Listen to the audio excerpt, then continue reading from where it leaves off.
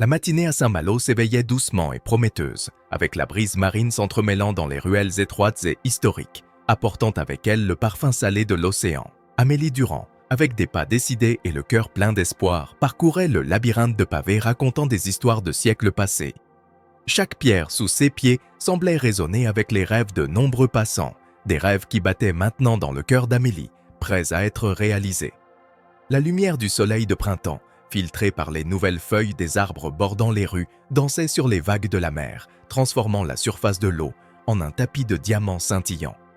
C'était une matinée qui promettait non seulement un nouveau jour, mais un nouveau départ, surtout pour Amélie, dont les yeux brillaient de détermination à l'aube d'un grand changement. Vêtue de sa meilleure tenue, soigneusement choisie la veille au soir, Amélie se présentait avec une élégance décontractée. Sa jupe, bien que simple, tombait de manière à valoriser sa posture confiante, et son chemisier en tissu léger, bien que modeste, était orné de détails subtils reflétant sa personnalité créative et son bon goût inné. Dans sa main, le curriculum vitae qu'elle tenait n'était pas simplement un morceau de papier, mais le résumé de sa vie jusqu'à ce moment-là, une collection d'expériences, de compétences et surtout un témoignage de sa persévérance et de ses rêves. À mesure qu'elle approchait de la boutique La Mode de Blanchet, le cœur d'Amélie battait plus fort, non pas de peur, mais d'un mélange d'anxiété et d'excitation. La boutique, réputée pour son exclusivité et sa sélection impeccable de pièces de mode, représentait pour Amélie la porte d'entrée vers le monde qu'elle admirait tant et aspirait à rejoindre. La façade élégante de la boutique, avec ses grandes vitrines exposant les dernières tendances de la mode, était intimidante, oui, mais aussi inspirante. S'arrêtant un moment devant l'entrée, Amélie prit une grande inspiration, se permettant d'absorber la magnitude de ce qu'elle s'apprêtait à faire. Elle se souvint des nuits blanches passées à planifier ce moment, des heures consacrées à perfectionner son curriculum vitae, de chaque petite décision qui l'avait menée jusqu'ici. Avec une dernière inspiration courageuse, elle ajusta ses cheveux, redressa ses épaules et franchit le seuil de la porte, déterminée à faire le premier pas vers l'avenir dont elle rêvait. À l'intérieur de la boutique, l'atmosphère était d'une élégance calme, avec une musique douce remplissant l'espace et des vêtements méticuleusement disposés, chacun racontant sa propre histoire de sophistication et d'art. Amélie ressentit une vague d'admiration et, en même temps, une légère appréhension, mais elle était déterminée à ne pas laisser cela ébranler sa confiance. Elle était là pour une raison, avec quelque chose de précieux à offrir, et rien, ni la beauté intimidante des lieux ni le risque de rejet, ne pouvait lui enlever cela. Marchant d'un pas sûr vers le comptoir, Amélie se préparait à la rencontre qui pourrait bien définir le début de son parcours dans le monde de la mode. Son cœur, bien qu'il battait rapidement, était rempli d'espoir, l'espoir qu'en cette boutique à Saint-Malo, ses rêves commenceraient enfin à devenir réalité. Amélie Durand marchait dans les anciennes rues pavées de Saint-Malo, le cœur battant d'une mixture d'anxiété et d'attente. Chaque pas la rapprochait de La Mode de Blanchet, la boutique la plus renommée de la ville, connue pour son exclusivité et sa clientèle d'élite. Vêtue de sa meilleure tenue, une jupe élégante qui dansait au vent et un chemisier en tissu léger pour lequel elle avait économisé pendant des mois, Amélie tenait son curriculum vitae comme un trésor précieux. Ce morceau de papier n'était pas seulement un document. Il représentait toutes ses espérances, ses rêves et la preuve tangible de sa détermination à dépasser les attentes de ses modestes origines. En s'approchant de la vitrine de la boutique décorée des dernières tendances de la mode parisienne, le reflet d'Amélie dans la vitre lui offrit un moment d'introspection. Elle ne voyait pas seulement la jeune femme déterminée à changer son destin, mais aussi l'ampleur du défi qui l'attendait de l'autre côté de cette porte. Respirant profondément pour apaiser le tourbillon d'émotions en elle, Amélie ouvrit la porte avec une détermination silencieuse, la cloche au-dessus annonçant son entrée dans un monde qui semblait à la fois merveilleux et intimidant. « Bonjour, Madame Blanchet. Je suis Amélie Durand.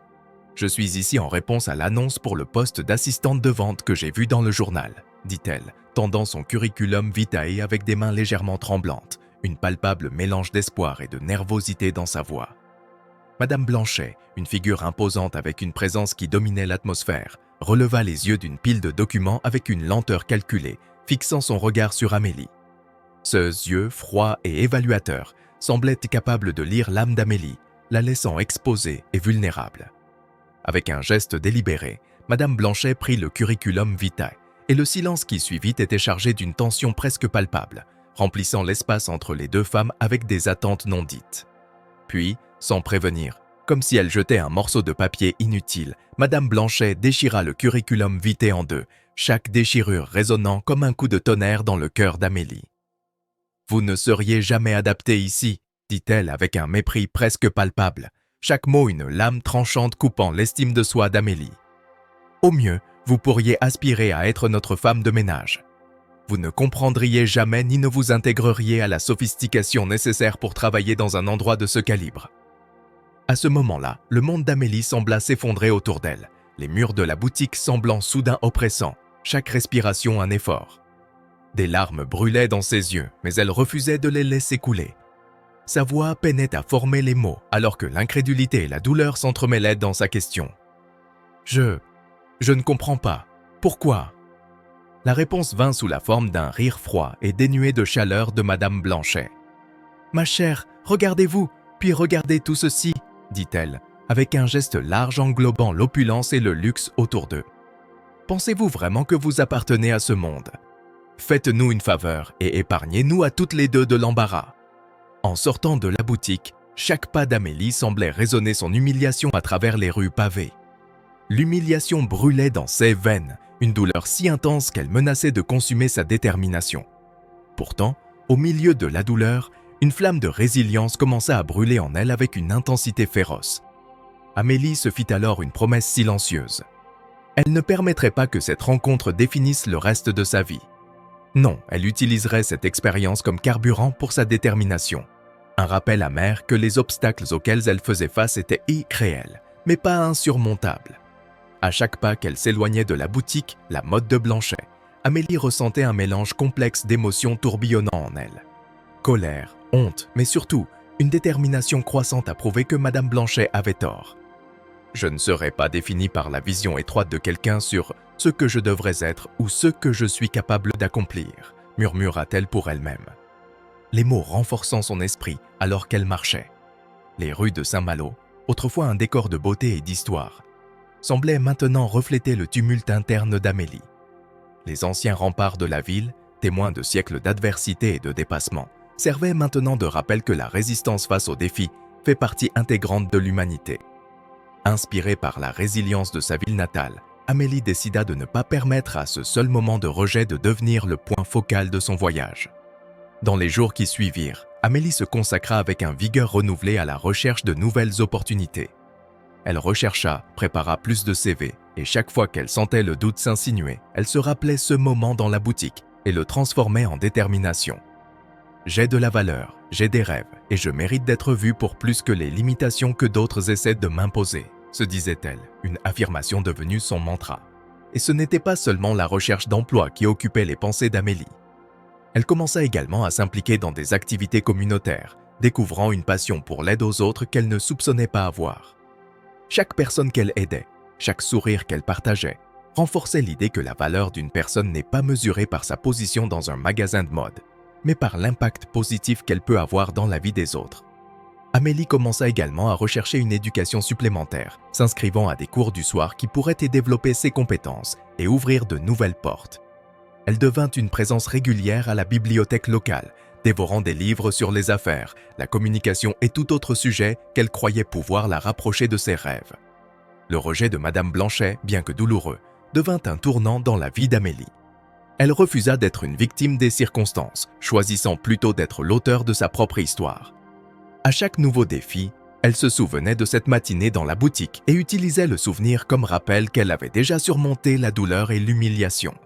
Cela lui donnait la force d'affronter ce qui allait suivre. Amélie Durand a grandi dans la pittoresque ville de Saint-Malo, où les vagues de la Manche caressent doucement les anciens remparts de pierre qui entourent Nestikado. La ville. Fille unique de parents aimants, Jean et Marie Durand, Amélie a eu une enfance pleine de rires, d'aventures et surtout d'amour. Son père, un menuisier talentueux, et sa mère, une enseignante dévouée, lui ont enseigné dès son plus jeune âge les valeurs de l'empathie, du travail acharné et de l'importance de suivre ses rêves, quels que soient les obstacles qui se dressent. La résidence des Durand, bien que modeste dans sa stature, était un royaume de chaleur et de joie, où les murs de pierre résonnaient de rires et de musique.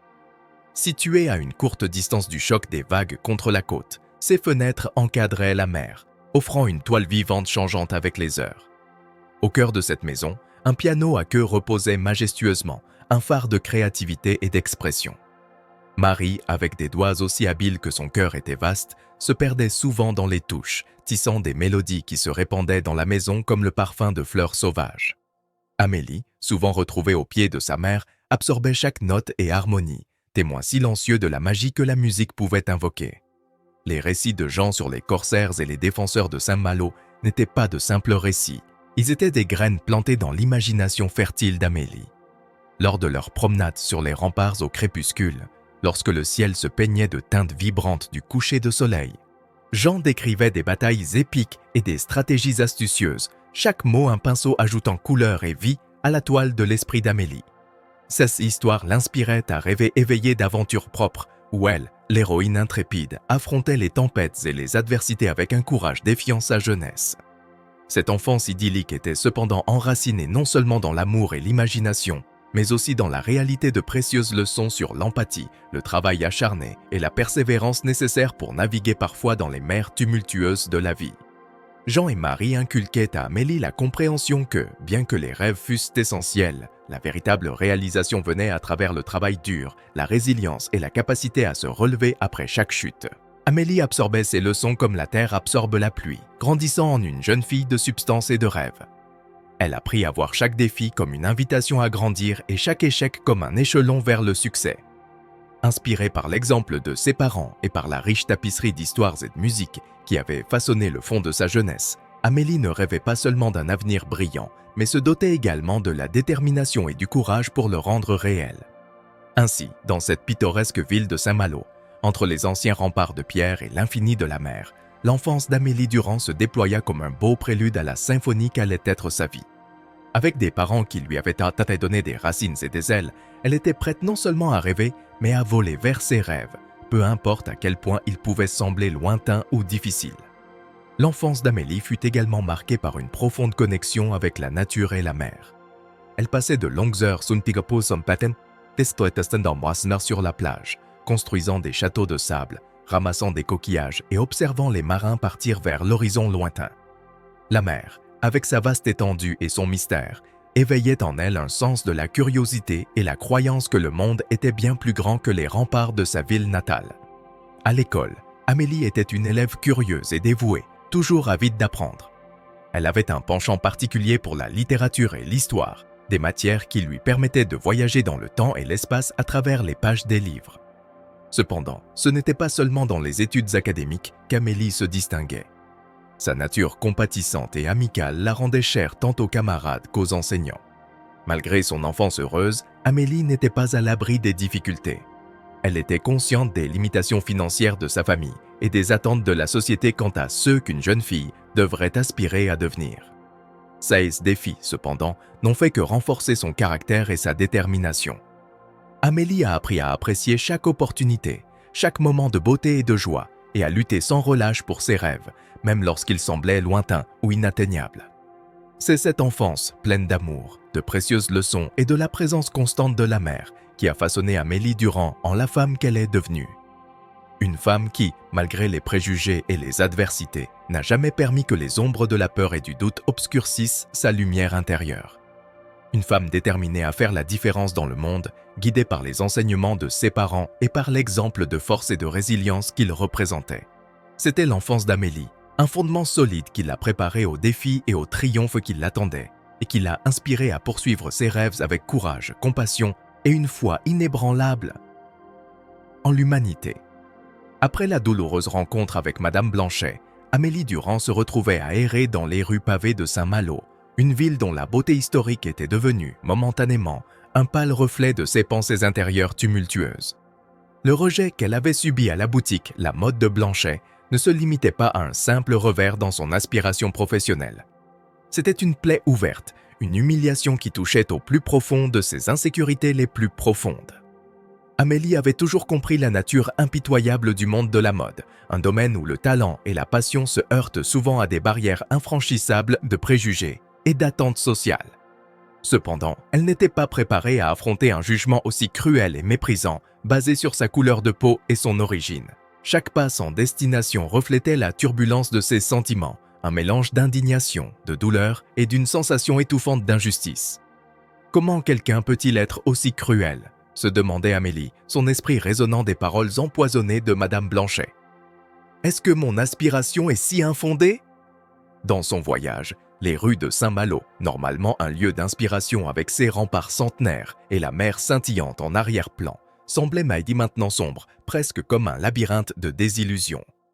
Pourtant, au milieu du chaos de ses émotions, une étincelle de résistance commençait à briller en Amélie.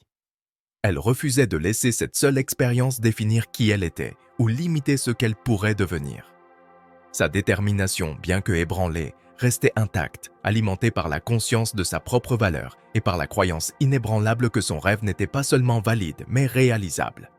C'est dans ce moment de réflexion et de réaffirmation interne que le destin a décidé d'intervenir, guidant Amélie vers une rencontre qui promettait d'être un rayon d'espoir au milieu de la tempête. Distraite dans ses pensées, elle faillit heurter une vieille dame qui luttait pour porter plusieurs sacs lourds dans les mêmes rues pavées.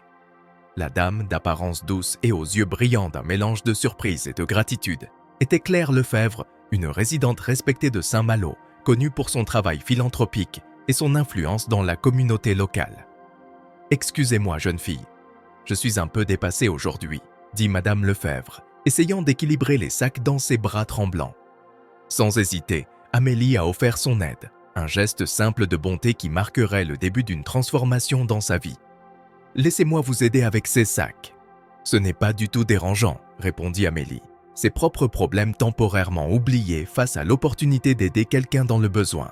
Alors qu'elles marchaient ensemble, Madame Lefebvre partagea des histoires de sa vie à Saint-Malo, de sa passion pour l'art et la culture, et de sa conviction quant à l'importance du soutien mutuel au sein de la communauté. Amélie, de son côté, trouva en Claire une auditrice empathique, quelqu'un qui, bien que venant d'un monde différent, reconnut la douleur du rejet et la force nécessaire pour le surmonter. Cette rencontre fortuite n'offrit pas seulement à Amélie un répit bienvenu de ses problèmes, mais ouvrit également la porte à de nouvelles possibilités. Claire, impressionnée par la gentillesse et la résilience d'Amélie, lui proposa une opportunité de travail dans l'une de ses initiatives communautaires, un projet visant à offrir des cours d'art et de design aux jeunes défavorisés de la ville. À ce moment-là, alors que le soleil commençait à se coucher, baignant les rues de Saint-Malo d'une lumière dorée, Amélie ressentit un changement subtil en elle. La douleur et l'humiliation causées par le rejet de Madame Blanchet commencèrent à s'estomper, laissant place à une nouvelle sensation de dessein et d'espoir. L'offre de Claire Lefebvre n'était pas seulement un emploi. C'était un signe qu'il y avait différents chemins pour réaliser ses rêves, que sa passion pour la mode et le design pouvait se manifester de façon qu'elle n'avait jamais imaginée. Alors qu'elle marchait côte à côte dans les rues sinueuses de Saint-Malo, Claire Dubois observait attentivement Amélie, dont les pas reflétaient un mélange d'hésitation et de résilience. Claire, une matriarche de la célèbre famille Dubois, était connue pour sa perspicacité et sa générosité, une femme dont le foyer ouvrait souvent ses portes à la communauté, organisant des événements de bienfaisance et parrainant des bourses d'études pour les jeunes talents. Elle remarqua en cette jeune femme au regard déterminé et à la posture résiliente une étincelle de potentiel inexploité, quelque chose de rarement rencontré. Alors qu'elles approchaient de l'imposante résidence des Dubois, une maison majestueuse au fronton de pierre recouvert de lierre et aux fenêtres donnant sur le vaste jardin arrière, Claire décida de faire une offre qui pourrait sembler modeste à première vue, mais qui portait en elle la promesse de nouveaux départs. « Amélie, ma chère, je vois en vous une force et une détermination rares à trouver. J'ai une proposition qui pourrait ne pas être exactement ce que vous attendiez, mais je crois qu'elle pourrait être le début de quelque chose de merveilleux pour nous deux. » Amélie, encore sous le choc des mots aimables et de l'offre inattendue, se sentait dans un tourbillon d'émotions. La proposition de devenir assistante domestique et éventuellement la nounou des enfants de Claire représentait un changement significatif par rapport au monde de la mode qu'elle avait toujours rêvé. Cependant, il y avait quelque chose dans la manière dont Claire la regardait, pas simplement comme une simple candidate à un emploi, mais comme quelqu'un avec le potentiel de croître et de s'épanouir, qui touchait profondément son cœur. « Madame Dubois, je suis sans voix. Votre offre est inattendue, oui, mais je ressens étrangement que peut-être c'est exactement le genre d'opportunité dont j'ai besoin en ce moment. Une chance de recommencer, d'apprendre et peut-être de trouver un nouveau chemin que je n'ai jamais imaginé auparavant, répondit Amélie, la voix tremblante d'émotion. Claire sourit, un sourire qui transmettait chaleur et accueil. Amélie, je ne t'offre pas seulement un emploi, mais un foyer et une famille qui t'accueilleront à bras ouverts. Tu auras la liberté d'explorer tes talents et, qui sait, de découvrir de nouvelles passions. Et bien sûr, j'espère que tu te sentiras libre de poursuivre tes rêves, quelle que soit la direction qu'ils prennent. Acceptant l'offre avec un mélange de gratitude et de renouveau d'espoir, Amélie se promit que cette nouvelle étape ne serait que le début de son voyage, pas la fin. Elle était déterminée à utiliser cette expérience comme un tremplin vers le succès, quel que soit l'avenir qui se déroulerait. En franchissant le seuil de la maison des Dubois, Amélie n'entrait pas seulement dans une nouvelle phase de sa vie, mais s'ouvrait également au monde des possibilités qui s'étendaient devant elle. La décision d'accepter l'offre de Claire n'était pas une renonciation à ses rêves, mais un pas courageux vers un avenir incertain, armé de la certitude que la véritable réalisation vient du courage d'embrasser les opportunités, aussi inattendues soient-elles. La transition vers la vie à la résidence des Dubois s'est révélée être un moment décisif transformateur dans le parcours d'Amélie Durand. Initialement embauchée pour aider aux tâches ménagères et prendre soin des enfants Dubois, Amélie a trouvé dans cette famille non seulement un emploi, mais un foyer chaleureux et un environnement qui a ravivé son désir d'aspirer à davantage. Le couple Dubois, Antoine et Margot, ainsi que leurs 3 enfants vifs, formaient une unité familiale qui valorisait profondément l'éducation, la culture et, surtout, la générosité envers les autres. La maison des Dubois, un splendide manoir avec des jardins méticuleusement entretenus qui semblaient enlacer chaque visiteur avec leur beauté sereine, est devenu le cadre où Amélie a commencé à envisager un avenir différent pour elle-même. Les Dubois n'étaient pas seulement des mécènes des arts et des défenseurs de l'éducation. Ils vivaient leurs valeurs au quotidien, inspirant ceux qui les entouraient à rechercher l'excellence et à contribuer positivement à la société. Antoine Dubois, un chirurgien renommé dans la ville, et Margot, une avocate des droits de l'homme passionnée de philanthropie, voyaient en Amélie un potentiel qui dépassait les tâches pour lesquelles elle avait été initialement embauchée. Ils ont remarqué sa soif de connaissance, son intelligence vive et sa compassion intrinsèque, des qualités qui, à leurs yeux, prédestinaient Amélie à un chemin d'impact significatif et d'accomplissement personnel. Une soirée d'automne, alors que la famille se réunissait dans le spacieux salon, la conversation s'est tournée vers l'avenir et les aspirations de chacun. C'est alors qu'Amélie, encouragée par l'atmosphère de soutien et l'intérêt sincère des Dubois pour ses rêves, a partagé sa fascination croissante pour la médecine, un domaine qu'elle admirait mais qui lui semblait jusqu'alors un univers lointain et inaccessible. Amélie, commença Antoine d'un ton encourageant. La médecine est un parcours exigeant, oui, mais c'est aussi extraordinairement gratifiant. Je vois en toi l'empathie et le dévouement qui font les grands médecins. Si c'est ce que ton cœur désire, tu auras notre soutien inconditionnel. Margot ajouta, avec un sourire affectueux. Et il ne s'agit pas seulement de soutien moral, Amélie. Nous voulons t'aider à explorer cette passion. Que dirais-tu si nous commencions à examiner ensemble les prérequis pour l'école de médecine? Nous pouvons organiser des tutorats si nécessaire. Ton parcours est notre parcours. Inspirée par ces mots et par l'exemple de vie des Dubois, Amélie se sentit poussée à faire les premiers pas concrets vers son nouveau rêve. Avec l'aide et les conseils de sa famille, elle s'inscrivit à la faculté de médecine, plongeant dans ses études avec une passion et un dévouement qui reflétaient non seulement son désir de réussir, mais aussi de rendre la foi que les Dubois avaient placée en elle. Le parcours académique d'Amélie en médecine fut marqué par un engagement implacable envers l'excellence. Son intérêt naturel pour les histoires et les vies des patients, combiné à une capacité presque intuitive à établir des connexions authentiques, la distinguait parmi ses pairs. Il ne fallut pas longtemps pour qu'Amélie devienne connue non seulement pour son acuité académique, mais aussi pour son traitement humain et compatissant envers tous ceux qui l'entouraient. Ces années d'études intensives et d'interaction avec les patients lors des visites cliniques ont consolidé la décision d'Amélie de poursuivre la médecine. Elle est devenue une étudiante exemplaire, dont le dévouement n'est pas passé inaperçu aux yeux des professeurs et des collègues. Son parcours, initialement stimulé par l'encouragement d'une famille qui l'avait accueillie dans son moment de besoin, s'est transformé en une mission personnelle de guérison, de réconfort et de changement dans la vie des gens grâce à la médecine. À mesure qu'Amélie avançait dans ses études, sa passion pour la médecine ne faisait que s'intensifier. Chaque patient qu'elle rencontrait lors de ses stages cliniques ajoutait une couche de détermination à sa vocation. Elle écoutait attentivement leurs histoires, traitait chacun avec dignité et compassion, voyant au-delà des symptômes pour percevoir la personne qui souffrait. Cette approche humanisée l'a non seulement rendue chère aux yeux des patients, mais a également renforcé l'importance de l'aspect humain de la médecine dans sa philosophie des soins. Les Dubois suivaient les progrès d'Amélie avec une immense fierté, célébrant chaque réussite comme si c'était la leur. Ils lui avaient offert plus qu'un emploi. Ils lui avaient offert un environnement qui lui avait permis de s'épanouir tant personnellement que professionnellement. Sa transformation d'une jeune femme incertaine quant à son avenir à une étudiante en médecine prometteuse était un témoignage du pouvoir de l'encouragement, de la foi et de l'investissement dans le potentiel humain. Amélie, de son côté, n'a jamais oublié la gentillesse et le soutien que la famille Dubois lui a offert. Ils avaient arrêté son phare dans un moment de turbulence, la guidant vers un havre de confiance en soi et de dessein. La gratitude qu'elle éprouvait envers eux était incommensurable, et elle était déterminée à faire en sorte que leur investissement en elle en vaille la peine. Elle savait que la meilleure façon de rendre l'appareil était par l'excellence dans sa future carrière médicale et par un engagement continu à aider les autres.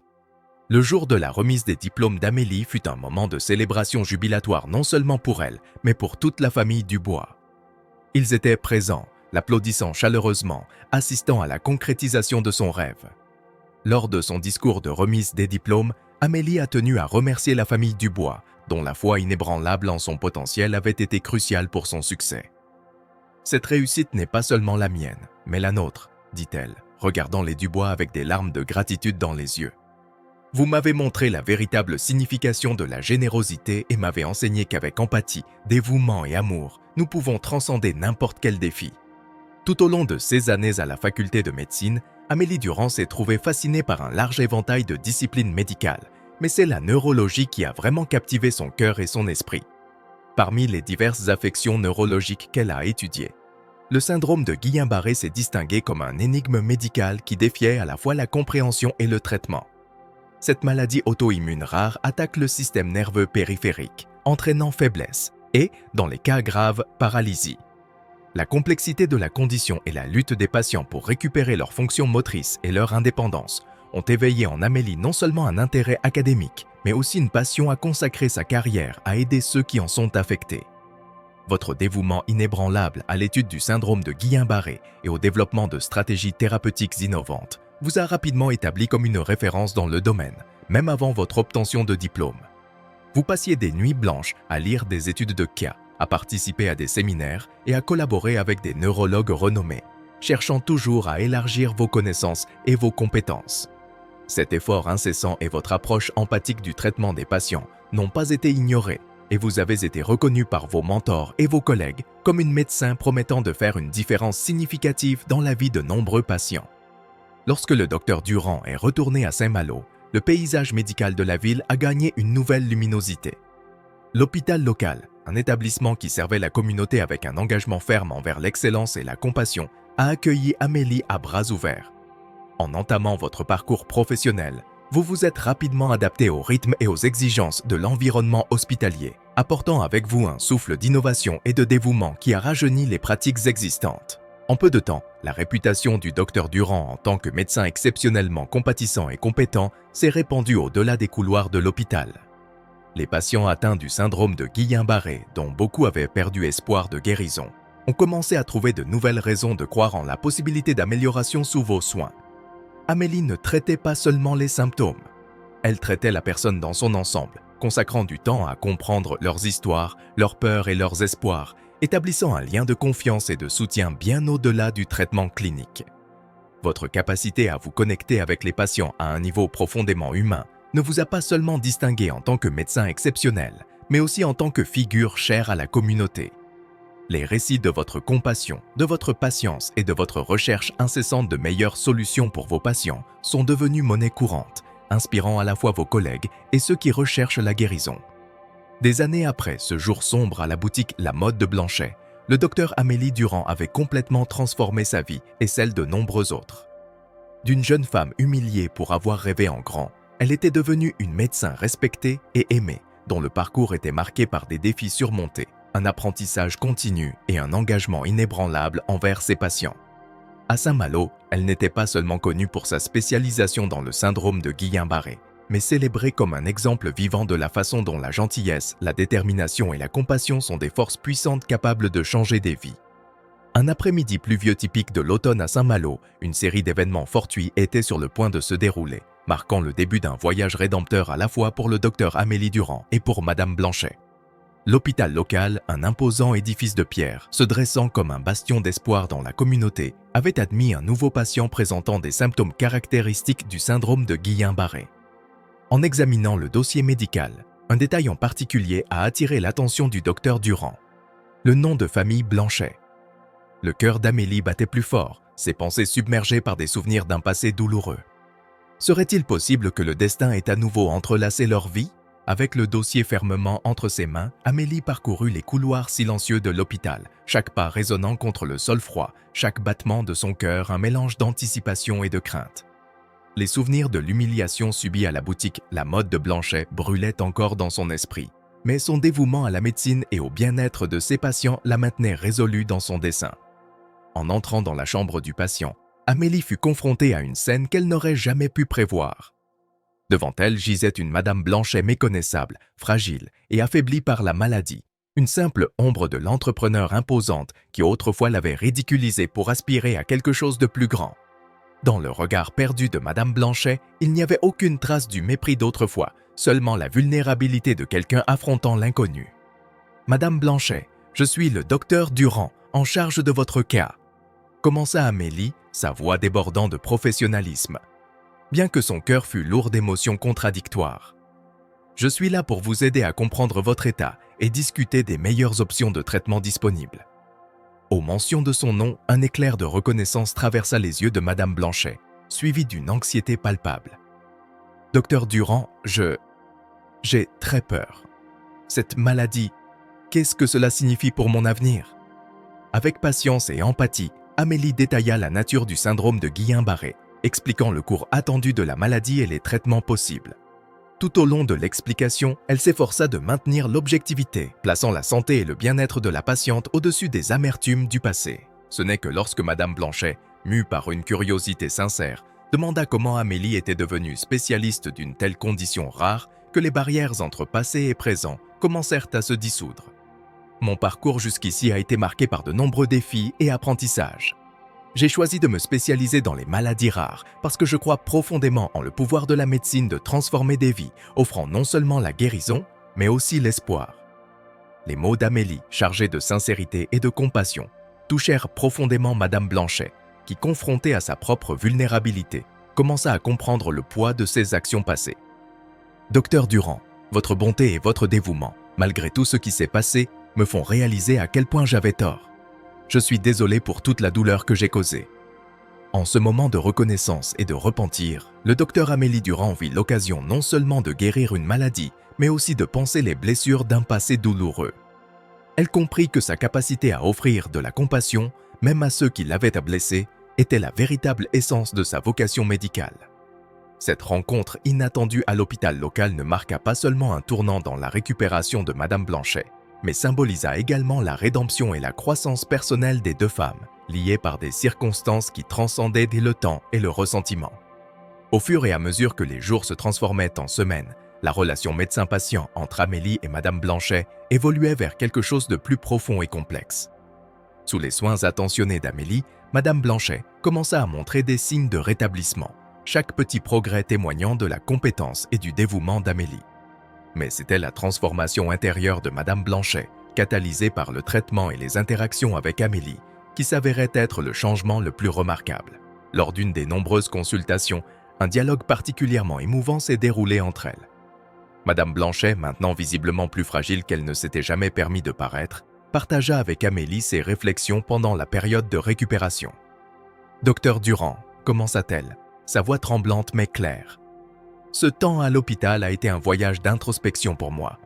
Votre habileté, votre compassion, même après tout. Cela m'a fait remettre en question bon nombre de mes choix, la façon dont j'ai traité les gens. Je commence à comprendre que la véritable force ne réside pas dans le pouvoir ou le statut, mais dans la gentillesse que nous offrons aux autres. » Amélie, écoutant attentivement, ressentit un mélange de satisfaction et de mélancolie. Le chemin jusqu'à ce point avait été long et tortueux, marqué par la douleur, mais aussi par la croissance et l'apprentissage. « Madame Blanchet, » répondit-elle, « nous sommes tous en constante évolution, apprenant de nos erreurs et luttant pour devenir meilleurs. Voir ce changement en vous, cela m'aide aussi à guérir. » Les semaines de traitement se transformèrent en mois, Et finalement, Madame Blanchet fut considérée comme suffisamment stable pour poursuivre sa récupération à domicile. Le jour de sa sortie, un climat d'adieu doux amer imprégnait l'air. Madame Blanchet, maintenant s'appuyant sur une canne mais avec les yeux brillants d'une nouvelle lumière, tint à remercier personnellement Amélie. « Docteur Durand, vous m'avez donné quelque chose de bien plus précieux que la guérison physique. Vous m'avez enseigné le pouvoir de la rédemption et de l'humanité. Je souhaite que nous puissions recommencer, peut-être pas en tant qu'amis, étant donné notre histoire, mais au moins comme deux femmes qui se respectent. » Touchée par ces mots sincères, Amélie tendit la main. « Madame Blanchet, je crois que tout le monde mérite une seconde chance. Merci de m'avoir également appris la force qui réside dans le pardon. » Ce n'était pas seulement la fin d'un chapitre dans la vie des deux femmes, mais le début d'une nouvelle compréhension mutuelle. Le docteur Amélie Durand, autrefois une jeune humiliée et rejetée, s'était élevée au-dessus du mépris, non seulement en réalisant ses rêves, mais aussi en émergeant comme une figure de compassion et de résilience à Saint-Malo. Et Madame Blanchet, à travers son parcours de maladie et de guérison, avait trouvé un chemin vers la rédemption, apprenant que la véritable élégance et beauté viennent du caractère et de la façon dont nous traitons les autres. Dans les jours qui ont suivi la révélation entre le docteur Amélie Durand et Madame Blanchet, l'atmosphère de la chambre d'hôpital à Saint-Malo s'est progressivement transformée. Les visites régulières d'Amélie, initialement marquées par une tension palpable, sont devenues des moments de guérison non seulement physique, mais aussi émotionnelle et spirituelle pour les deux femmes. Au cours de cette séance, la fenêtre de la chambre, souvent embuée par la pluie automnale constante, servait de portail symbolique pour des réflexions profondes sur le passé, les regrets et la possibilité de rédemption. Un matin, avec le doux son de la pluie en arrière-plan, Madame Blanchet, désormais plus réceptive et réfléchie, partagea avec Amélie des fragments de sa vie.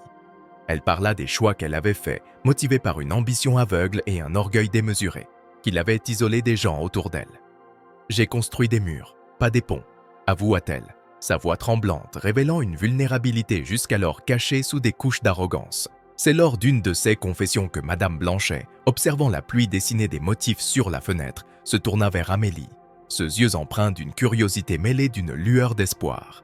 « Docteur Durand, vous me semblez si familière. Il y a une gentillesse dans votre voix, un calme dans votre présence qui me fait penser. Nous nous sommes déjà rencontrés, n'est-ce pas ?» Amélie, sentant que c'était le moment décisif pour la vérité et la réconciliation, s'approcha, son expression sereine débordant de compassion. « Madame Blanchet, il y a de nombreuses années, j'étais juste une jeune fille avec de grands rêves et un cœur rempli d'espoir. Je suis entrée dans votre boutique, cherchant une chance, un signe que mes rêves avaient de la valeur. Ce que j'ai trouvé cependant, ce sont des mots qui ont profondément blessé, des mots que je n'ai jamais oubliés. » La compréhension s'alluma dans les yeux de Madame Blanchet, un mélange d'horreur et de regret inondant son visage. « Cette jeune fille, c'était vous ? Mon Dieu, qu'ai-je fait ? Comment ai-je pu être si cruelle ? Comment pouvez-vous me regarder dans les yeux, me traiter avec autant de bonté, sachant ce que je vous ai fait ?»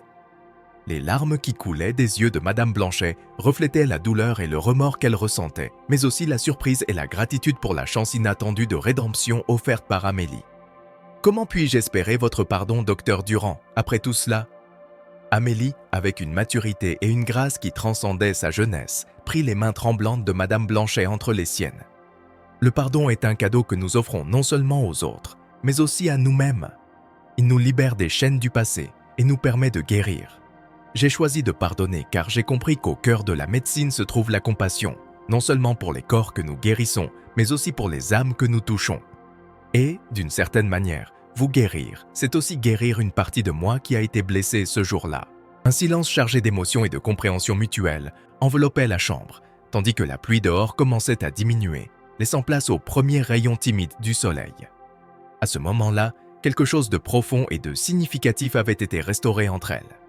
Madame Blanchet, pour la première fois depuis de nombreuses années, ressentait une véritable connexion humaine, un pont érigé sur l'abîme de sa propre création. Pour Amélie, offrir ce pardon non seulement la libérait d'un passé douloureux, mais affirmait également son engagement envers les valeurs fondamentales qui guidaient de sa vie et sa carrière. L'empathie, la compassion et la croyance inébranlables en la capacité de changement et de croissance de l'être humain. Dans les jours et les semaines qui ont suivi le moment crucial de révélation et de pardon, la dynamique entre Amélie et Madame Blanchet a subi une métamorphose remarquable. Ce qui avait commencé comme une relation strictement clinique, marquée par la formalité et la distance, a évolué vers un lien profondément humain, tissé de fils de compréhension mutuelle, de respect et d'une admiration nouvellement découverte. Amélie, avec son talent médical exemplaire et son empathie innée, a non seulement gagné le respect de Madame Blanchet, mais a également rallumé en elle une étincelle d'espoir et d'humanité qui semblait depuis longtemps éteinte. Madame Blanchet, quant à elle, faisait face aux défis de sa guérison avec une détermination renouvelée, chaque jour à l'hôpital marqué par de petites, mais significatives, victoires sur la maladie qui avait menacé sa mobilité et son indépendance. Mais c'est peut-être la transformation intérieure qui s'est révélée la plus profonde. Sous l'influence curative de la compassion d'Amélie, Madame Blanchet a commencé à réfléchir à sa vie, aux choix qui l'avaient conduite à la solitude et au regret. Inspirée par l'exemple d'Amélie, elle a décidé de prendre des mesures concrètes pour réparer les erreurs du passé, en commençant par la rédaction d'une lettre publique d'excuses. Dans cette lettre, Madame Blanchet ne s'est pas ménagée. Elle a parlé ouvertement de ses erreurs, de l'arrogance et des préjugés qui l'avaient guidée pendant des années, et du processus douloureux mais libérateur de confronter ces vérités. Elle a exprimé son plus profond regret pour les souffrances qu'elle avait causées et son engagement à faire mieux, à être meilleure. Et peut-être le plus marquant de tout, elle a annoncé la création d'une fondation caritative dédiée au soutien des jeunes défavorisés, une initiative qu'elle espérait pouvoir, d'une manière ou d'une autre, commencer à compenser les dommages causés par sa sensibilité passée. La fondation, inspirée par le parcours et le pardon d'Amélie, serait un témoignage vivant du pouvoir de transformation personnelle et de rédemption. Le jour où Madame Blanchet a été autorisée à quitter l'hôpital, l'air était chargé d'une émotion palpable. Amélie l'a accompagnée jusqu'à la sortie, l'observant faire chaque pas avec un mélange de nervosité et de fierté. Madame Blanchet, bien que physiquement plus faible qu'à son arrivée à l'hôpital, portait en elle une force intérieure nouvellement découverte, un sentiment de but qui avait fait défaut dans sa vie depuis si longtemps. Et Amélie? Madame Blanchet se tourna vers sa médecin, ses mots empreints de gratitude et d'une rare solennité. « Tu m'as donné plus que la guérison.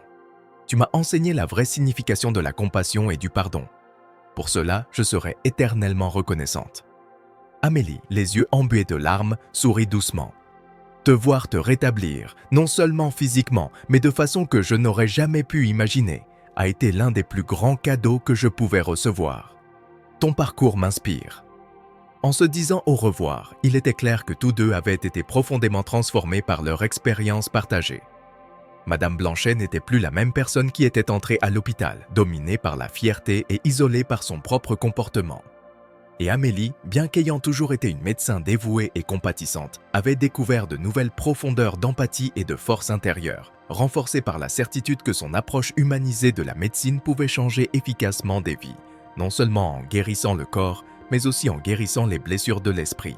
Dans les mois suivant la sortie de l'hôpital de Madame Blanchet, la pittoresque ville de Saint-Malo a été le témoin d'une métamorphose remarquable, à la fois chez l'un de ses citoyens les plus éminents et dans le tissu social de sa communauté.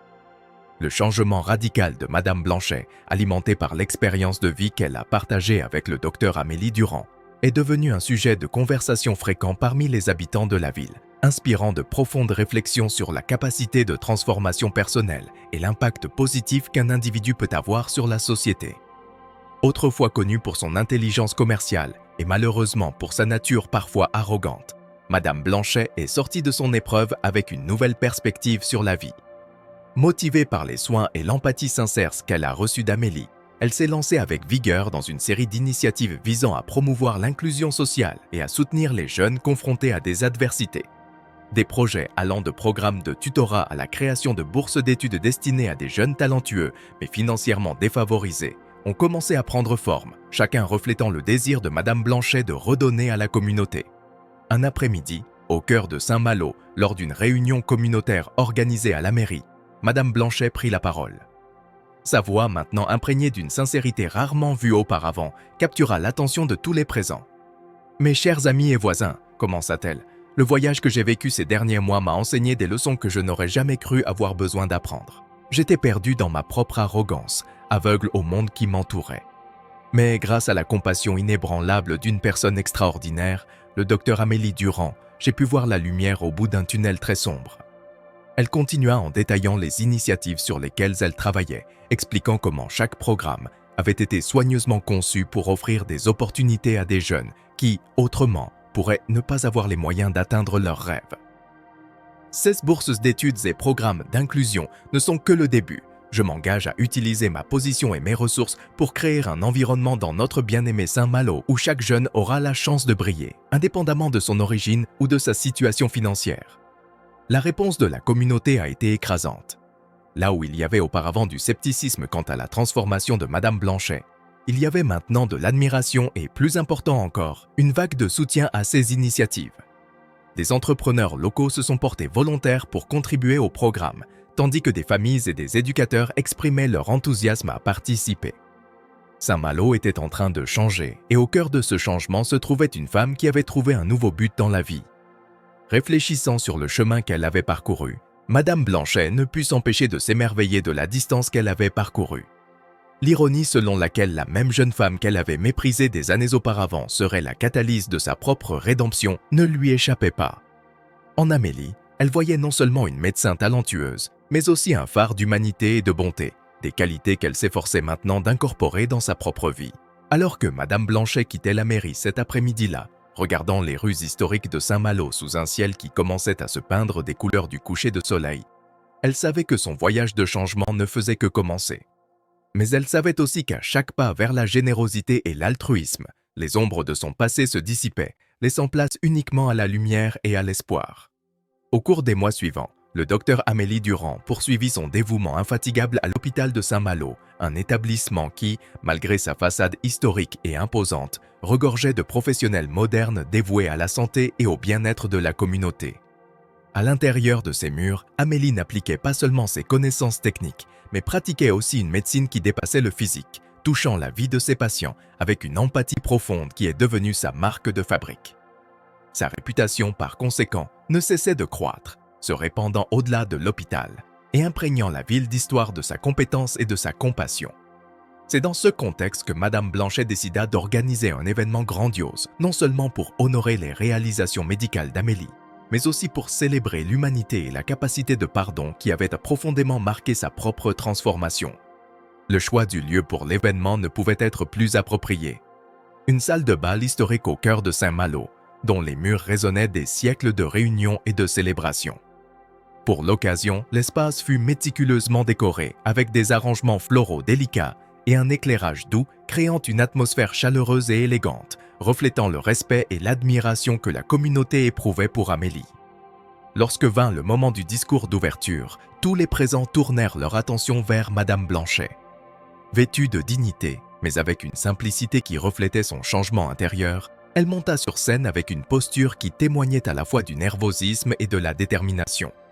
Le respectueux silence qui suivit permit à chaque mot prononcé par elle de résonner clairement dans l'espace. « Bonsoir, chers amis et invités », commença-t-elle, sa voix tremblante d'émotion.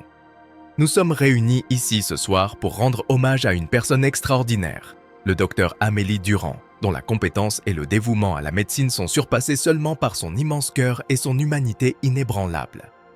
Elle m'a enseigné, par l'exemple, la vraie signification de la compassion et la valeur de la capacité humaine au pardon et au changement. » Madame Blanchet fit une pause, son regard croisant celui d'Amélie au premier rang, lui offrant un sourire empreint de profonde gratitude et admiration. « Face à tout ce que j'ai vécu, aux leçons que j'ai apprises, je me sens obligée d'agir, de faire davantage pour notre communauté. C'est donc avec une grande fierté et espoir que j'annonce la création du fonds de bourse Amélie Durand. Ce fonds sera dédié à soutenir de jeunes talents confrontés à des obstacles financiers sur le chemin de devenir des professionnels de la santé, perpétuant ainsi l'héritage de générosité et de soins que le docteur Durand incarne. » L'annonce a provoqué une réponse instantanée et enthousiaste de l'auditoire qui s'est levé pour applaudir. Les applaudissements n'étaient pas seulement pour Madame Blanchet et son initiative louable. C'était une reconnaissance de l'influence positive qu'une seule personne peut exercer sur toute une communauté. Les yeux embués de larmes, Amélie monta sur scène pour rejoindre Madame Blanchet, et l'étreinte qu'elles partagèrent était chargée d'émotion, pardon, guérison, et la promesse silencieuse d'un avenir où la compassion et l'empathie seraient les pierres angulaires de la communauté qu'elles aimaient toutes les deux. Ce geste, simple mais puissant, scellait non seulement la réconciliation entre deux femmes dont les vies avaient été transformées par une rencontre fortuite, mais symbolisait également l'espoir de nouveaux départs et la certitude que la bonté et la compréhension mutuelle peuvent réellement changer le monde. Dans les jours et les semaines qui ont suivi l'événement de charité émouvant, l'histoire remarquable de réconciliation et de transformation entre Amélie Durand et Madame Blanchet a commencé à se répandre bien au-delà des limites de Saint-Malo. Comme une vague qui prend de la force en touchant la côte, le récit de leurs expériences et du pardon qui a fleuri entre elles a résonné dans toute la France, atteignant les journaux, les programmes radio et même des segments sur les chaînes de télévision nationales. L'histoire est devenue un symbole inspirant, une flamme qui faisait naître le potentiel de bonté et de changement dans chaque cœur. La réaction a été stupéfiante. Dans les grandes villes et les petits villages, des gens de divers horizons ont commencé à réévaluer d'anciennes rivalités et querelles, encouragés par l'exemple d'Amélie et de Madame Blanchet. Des communautés entières, motivées par l'histoire des deux femmes, ont entamé des dialogues sur l'inclusion, la compassion et sur comment elles pourraient collaborer pour construire une société plus accueillante et solidaire. Les écoles ont introduit des programmes axés sur l'empathie et la résolution des conflits, tandis que les entreprises et les organisations locales ont lancé des initiatives pour soutenir les moins fortunés, tous inspirés par l'histoire qui avait captivé l'imagination du pays. Amélie Durand, qui autrefois arpentait les rues de Saint-Malo le cœur lourd de rejets et de désillusions, émergeait non seulement comme une médecin extraordinaire, mais aussi comme une icône d'espoir et de renouveau. Elle est devenue une conférencière très demandée, partageant son histoire et les leçons apprises sur le pouvoir du pardon et l'importance de l'empathie dans la médecine et au-delà. Son message résonnait profondément, touchant les cœurs et les esprits, encourageant une réflexion sur comment chaque individu peut contribuer à un monde plus gentil et compréhensif. Le fonds de bourse. Amélie Durand, établie en son honneur, est devenue un héritage tangible de son impact, offrant des opportunités aux jeunes aspirants médecins qui, autrement, pourraient ne pas avoir les moyens de poursuivre leurs rêves. Amélie a travaillé sans relâche pour s'assurer que le fonds fournisse non seulement une assistance financière, mais aussi des mentorats et un soutien émotionnel, reconnaissant que les défis auxquels ces jeunes s'étaient